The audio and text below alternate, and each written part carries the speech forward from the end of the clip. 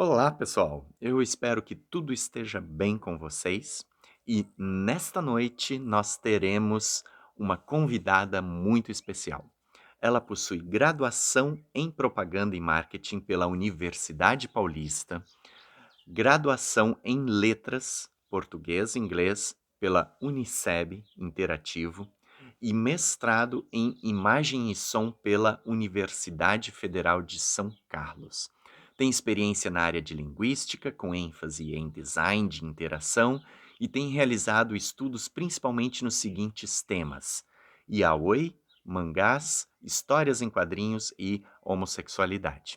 Confiram agora a palestra de Michele Delbon, que vai abordar o tema do mangá ao anime, processos, categorização e gêneros. Deixem sua participação, seu oi no chat e no final da fala da Michele, cliquem no link disponibilizado na descrição do vídeo para acessar o debate ao vivo com nossa palestrante. Tá certo? Sem mais delongas, então, com vocês, Michele Delbon. Olá, eu sou Michele Delbon, mestre em Imagem e Som pela UFSCar, e eu vou apresentar hoje do mangá ao anime processos, categorização e gêneros. Bom, o mangá ele está presente na vida dos japoneses desde a infância e ele segue até a vida adulta. É através dos mangás que os japoneses aprendem botânica, culinária, aspectos sociais e culturais e aprendem até mesmo a ler e escrever quando são crianças. E de acordo com a revista Nippon, o mangá ele já é parte da cultura japonesa desde o período Heian, quando a leitura dos ideogramas onyomi e kunyomi se desenvolveu. Bom, até esse período nós tínhamos o Japão muito ligado à China, especialmente a gramática. Então a leitura dos kanjis era diferente, o japonês arcaico. O japonês moderno, com essas duas leituras, né, são os mesmos kanjis, mas as leituras são diferentes, ela se desenvolve juntamente com os mangás. Então, o mangá ele nasce praticamente junto com uma leitura ou uma modernização da gramática japonesa. E as características dos mangás, acho que todos aqui já percebem qual que é. Primeiramente, os olhos, né? Então, os olhos eles são grandes, muito expressivos, cheios de detalhes. Narizes e bocas pequenos, né? Cabelos esvoaçantes, se for o caso do mangá shoujo, que é o mangá feminino. E as expressões são extremamente exageradas, então raiva, felicidade, tristeza, elas têm uma maneira bem caricata de serem mostradas nos mangás. Você consegue entender que um personagem está bravo sem ele dizer nada no mangá, só pelo rosto. Bom, e o processo do mangá, ele é quase que totalmente artesanal. Acho que vocês estão vendo aqui, né? O mangá é normalmente preto e branco. E o processo dele é feito ainda com nanquim, canetas nanquim, bico de pena, lápis, borracha, papel e retículas, que são como pequenos adesivos transparentes com bolinhas bem pequenininhas pretas que vão dar volumes de tom de cinza. Então, como o mangá não tem cor, né, aqui no uniforme da Hikaru, das Guerreiras Mágicas, você pode ver que está cinza, né? É a aplicação de retícula.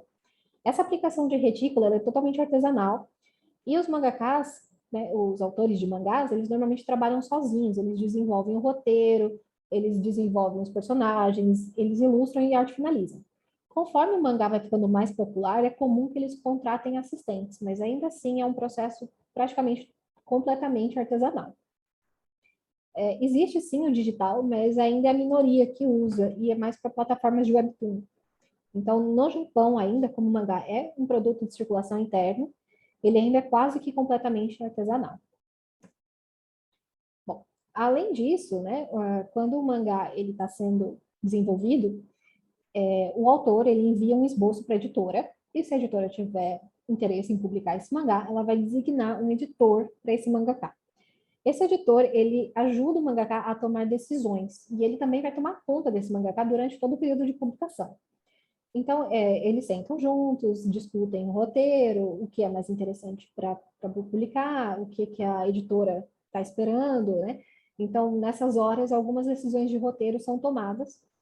E também ele vai avaliar a diagramação, ele vai ficar responsável também pela lembrança de prazos dos mangakás, que muitas vezes podem perder. E esse editor também ele vai meio que tomar conta desse mangaká por um tempo, né? Então ele verifica se ele está doente, se ele está se alimentando e dormindo bem. Muitos mangakás trabalham até a exaustão. De novo, é um processo bem trabalhoso, lento e quase que completamente artesanal. E qualquer problema que possa acontecer com esse mangaka pode gerar um atraso, né? Então, é importante que o editor esteja sempre atento a isso. E nós temos também muitos gêneros e várias demografias. Então, cada gênero de mangá no Japão dedicado a um público-alvo. Não unicamente, mas bastante direcionado a um público específico. Então, primeiramente, nós temos o Shonen, que é o Dragon Ball, que eu já coloquei aqui, que é o mangá para adolescentes do sexo masculino, como já diz o nome. E ele normalmente está voltado para um público de 12 a 18 anos. Então, assim, histórias de briga, guerra, sobrenatural, né? Então, poder da amizade, são características clássicas do mangá shonen. Nós temos depois o shoujo, que é para o público feminino, adolescente, de 12 a 18 anos também. Nós temos Sailor Moon, Sakura Card Captors, todos que passaram aqui no Brasil, foram publicados também. E ele já vai focar mais em relações interpessoais, sentimentos, romances, etc. Kodomo, que é mangá para crianças, aqui nós não temos muitos, eu acredito, no Brasil. Nós temos o yaoi, que é um gênero de mangá baseado, né, ele vem derivado do shoujo, então é o mesmo tipo de traço, só que ele vai focar em romances homoafetivos entre homens. Esse mangá, apesar de ser, né, um mangá de relacionamentos gays, ele é um mangá focado no público feminino.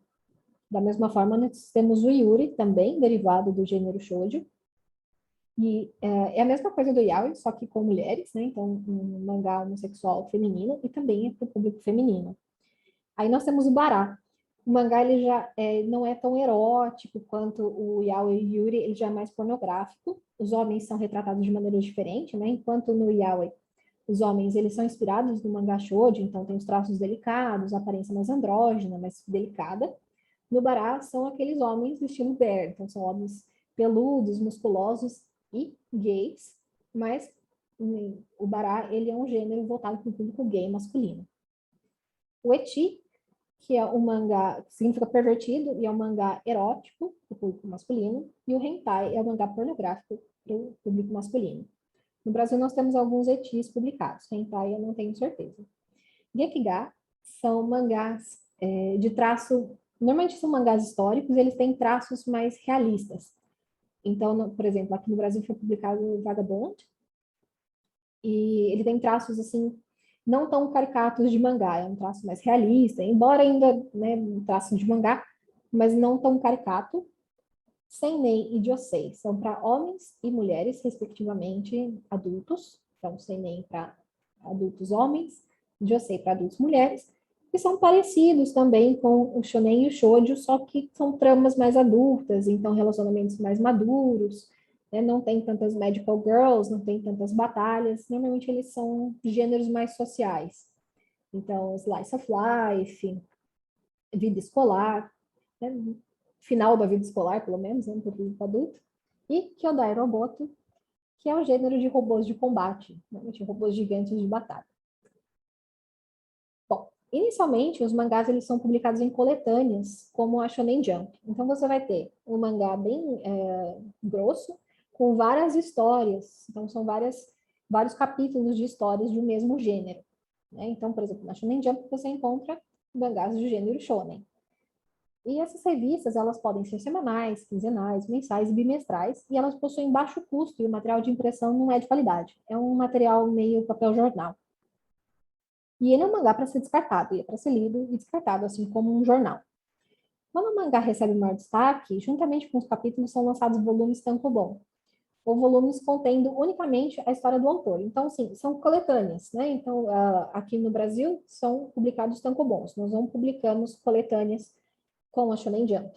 Então, a capa tem páginas, tem a capa colorida normalmente, tem páginas coloridas também no meio desse mangá, e as impressões são de melhor qualidade. Os que publicamos no Brasil são somente assim. Qualquer mangá que você tenha em casa, hoje as editoras se preocupam em manter um formato parecido ou igual da publicação japonesa. Então, os mangás que vocês conhecem, que vendem por aí, que vocês têm em casa, é o tankobon, aqui no Brasil chamado de tanko, Às vezes eles são publicados em um tanco ou meio tanco, né? Então eles dividem o mangá em dois aqui às vezes. Então, o mangá é um dos maiores fenômenos de mercado da cultura pop japonesa e atualmente pode ser considerado uma das grandes potências da criatividade artística, que permite aos japoneses se comunicarem e se autorrepresentar. Tem um errinho aí? Por favor, se considerem. Bom, e as características de cada gênero, como eu já tinha dito, mas repassando, nós temos aqui o shoujo, traços finos e delicados, com olhos mais detalhados, o shonen, uso de achuras, traços mais grossos, sombras mais duras, como vocês podem ver, kodomo, traços mais simples e cartunescos, gekiga, traços mais realistas e adultos, yaoi e yuri, traços semelhantes ao shoujo mangá, pois deriva dele, e o barato, homens mais realistas, musculosos e peludos. Bom, no Brasil, nós não seguimos aí o sistema japonês, que é normalmente assim, você publica primeiro o mangá, quando esse mangá faz bastante sucesso, uma empresa de TV ou um estúdio compram os direitos e produzem um anime. Aqui foi o contrário. Ele chega no Brasil, primeiramente, através de importação feita pelos imigrantes japoneses, né, que queriam manter contato ainda com a sociedade e a cultura japonesa. Então, a gente tinha, assim, volumes muito soltos em sebos, né? Então, volume 1, volume 18, nós não tínhamos uma continuidade, e somente em japonês. E, após a popularização dos animes no Brasil, né? Então, começa com Cavaleiros do Zodíaco, né? Nessa onda começam a entrar outros animes aí, ficarem populares. As editoras começam a ver uma oportunidade de trazer, talvez, esses mangás para cá. A primeira passagem do mangá, ela acontece em meados de 98, com o mangá Hanameio, da editora Animangá. Não dá muito certo, a editora começa a lançar esses volumes, mas eles às vezes atrasam, não é um formato igual ao formato japonês, é um formato de leitura ocidental, não dá muito certo. Mas em 2001, a Conrad e a JBC começam a trazer títulos para o Brasil, e com essa popularização dos mangás, a Turma da Mônica Jovem surge, Luluzinho Jovem também, todos em versão mangá. Bom, os mangás, eles são tradicionalmente preto e branco e feitos de maneira artesanal. Já os animes, eles são normalmente baseados em mangás, light novels ou jogos, né? Mas existem ainda os animes originais. Os animes originais, né, os desenhos japoneses originais, são aqueles que não são baseados em nenhum material que os preceda. Então, você não tem um jogo, ou você não tem um mangá, ou não tem uma light novel. Você tem apenas um roteiro, e aí é desenvolvido um anime em cima desse roteiro. Por exemplo, Cowboy Bebop não tem mangá, né? Então, muitos animes também são feitos dessa forma. E as características dos animes, elas são praticamente iguais do mangá, né? Já que são derivadas dele. Mas o estilo de narrativas, ele foi decidido praticamente pelo Osamu Tezuka, que é conhecido como o rei dos mangás, deus dos mangás, né? Porque ele conseguiu unir a produção artística e comercial. Ele foi inspirado pela Disney e pelos filmes do Chaplin, e ele começa a desenhar ainda criança. A técnica dele é inspirada no cinema clássico e é usada até hoje por todos os desenhistas, e o seu traço inspirou o mangá e o criou o estilo de desenho que conhecemos até a atualidade. Né? Os olhos grandes, né? O nariz e a boca pequenos, olhos bem expressivos, expressões exageradas. E o mangá, ele segue as mesmas características do anime e vice-versa, né? Então, é muito diferente você ter um anime com um traço muito diferente do mangá, ou um mangá que tem um traço muito diferente do anime. Normalmente existe essa preocupação com o character design, para que os personagens fiquem o mais próximos possíveis. Às vezes acontece, como no caso de Cavaleiros do Zodíaco, acho que é um exemplo que é viável para todos aqui, uma troca de cores, né? Mas porque algumas cores ficam melhor na TV, outras cores, né? A gente tem que levar em consideração o ano também da edição, né? TV que não era HD, então tem tudo isso também. Normalmente pode acontecer uma troca de cores por conta de harmonia e character design, mas é só.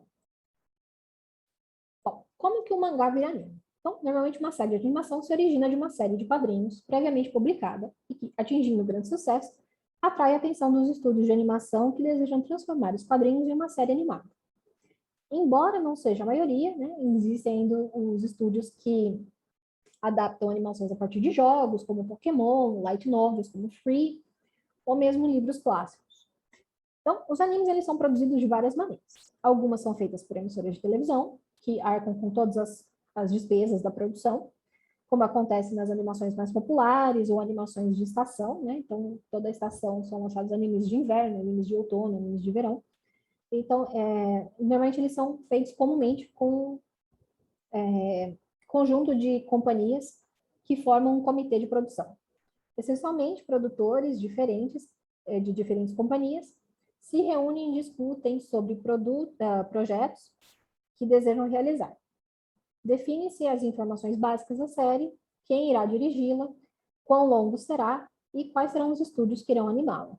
Estúdios no plural, porque muitas vezes um estúdio fica responsável pelo background, outro pelos personagens, outro pelo character design, então não necessariamente um estúdio só. Então, decidido, as empresas se unem e formam comitês através de contratos, segundo os quais cada participante disponibiliza uma quantia da verba para o projeto. Quantia que pode diferir entre os participantes. Então, a produção é iniciada. O anime é então feito, promovido e surgem os merchandisings, músicas, álbuns, entre outros. O lucro é dividido entre os membros do comitê de acordo com seus contratos. O estúdio escolhe então o design character, cria-se o roteiro e os storyboards de animação. Hoje em dia, mangás muito longos e animes muito longos não dão mais tanto dinheiro quanto antigamente. Antigamente o dinheiro, né, a verba dos animes era menor, mas tinha um retorno maior em relação ao licenciamento desses animes, né? Então é importante você ter um anime longo, né? Acho que o pessoal mais antigo vai lembrar das várias temporadas de animes antigos, porque eles vendiam, né, licenciavam por pacotes para o exterior. Hoje em dia, só licenciar não dá tanto dinheiro. O que mais dá dinheiro é o merchandising.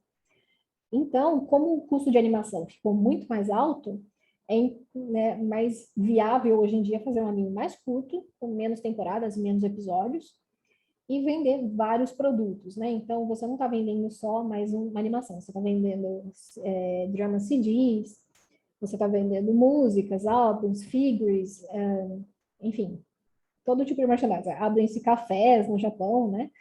E tudo mais. Bom, essa é a minha bibliografia, né? Bem resumida, mas tem aí os principais.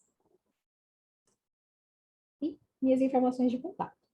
Obrigada a todos e espero que vocês tenham gostado da minha apresentação.